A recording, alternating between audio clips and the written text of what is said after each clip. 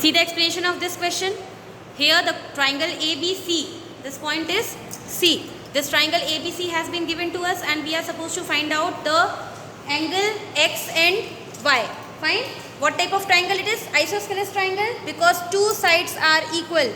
This dash shows that two sides of triangle ABC are equal, that is AB is equal to AC. If AB is equal to AC, these two angles will also be equal. मतलब ये x होगा तो ये भी क्या हो जाएगा x. हम इसको x नहीं लेंगे क्योंकि यहाँ पर x और y हम ऑलरेडी ले चुके हैं. हम यहाँ पे इसको लेते हैं z z. ये दोनों एंगल क्यों इक्वल हुए? क्योंकि आइसोसेलेस ट्राइंगल है. ठीक है. तो हम लोग z प्लस 50 डिग्री, z plus 50 degree is equal to 180 degree. y z plus 50 degree is equal to 180 degree. Triangle के तीनों एंगल का सम कितना होता है? 180 degree. Which property is this?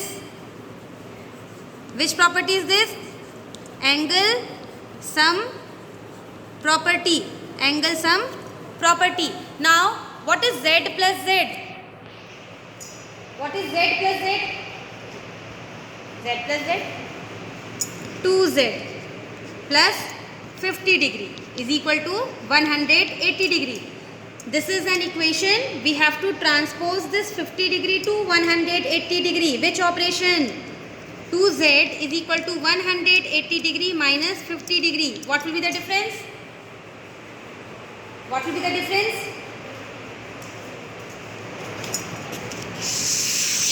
What will be the difference? 180 degree minus 50 degree. 180 degree minus 50 degree. What will be the difference? 130 degree. ठीक है. Now 2 times of z is given, so the value of z we will find with the help of the RHS value. 130 divided by 2. Answer will be 130 divided by 2. What will be the answer? 130 divided by 2. Answer? Do the revision first. It will be 65 degree. Means these interior angles are of 65 degree.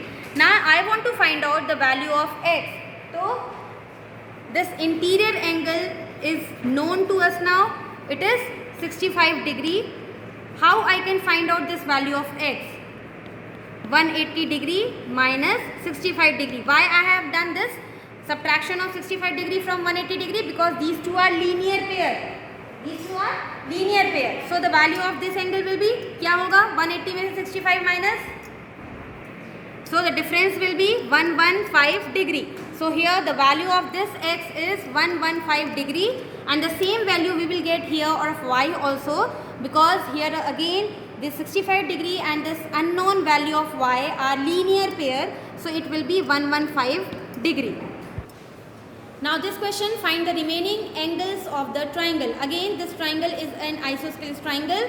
Triangle PQR is an isosceles triangle. PQR is an isosceles triangle. Is an isosceles triangle, and two angles are equal. That is angle Q and that is angle R, X and Y. So these both angle will be assumed as X and X.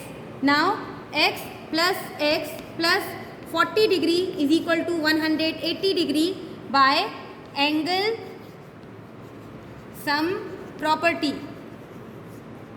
Whenever we are taking the sum of all the interior angles of a triangle, we are using actually angle sum property there. Now x plus x will be 2x plus 40 degree is equal to 180 degree. Fine.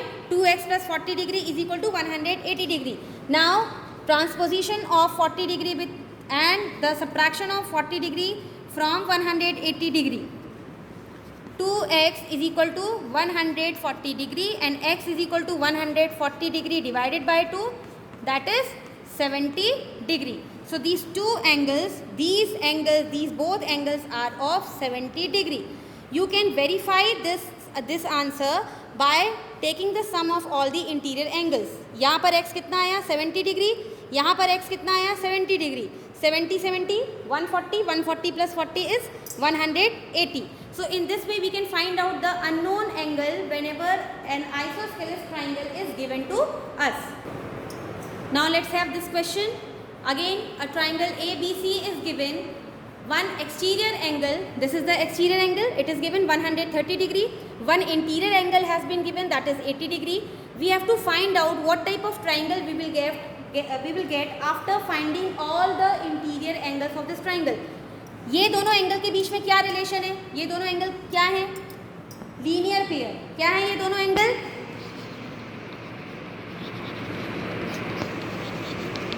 Linear pair मतलब इन दोनों angles का sum कितना होगा? 180 degree होना चाहिए. तो 180 degree में से 130 ये दिया हुआ, तो what will be the value of this angle? It will be 50 degree. ठीक है, दोनों का सम कितना हो गया? 130 डिग्री. क्यों? क्योंकि ये लीनियर पेयर है, ये दोनों लीनियर पेयर है, तो ये 50 डिग्री का एंगल मिल गया. ट्राइंगल के 3 एंगल में से एक एंगल 80 डिग्री है, एक 50 डिग्री है. थर्ड एंगल कितने का होगा?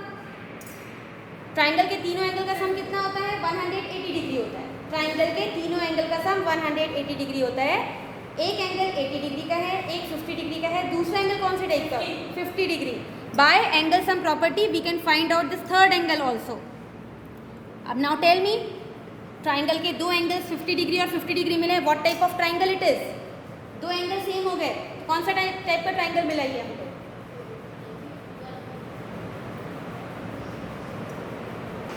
It is an isosceles triangle because we got two angles with value 50 degree. If two angles of any triangle are equal, means two sides of the triangle are equal. If two sides of the triangle are equal, then triangle is known as isosceles triangle. ठीक है? Now this fourth question, which one can be the possible length of the triangle?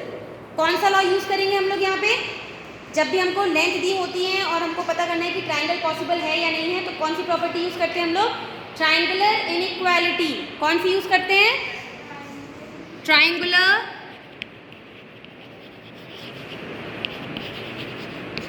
Inequality.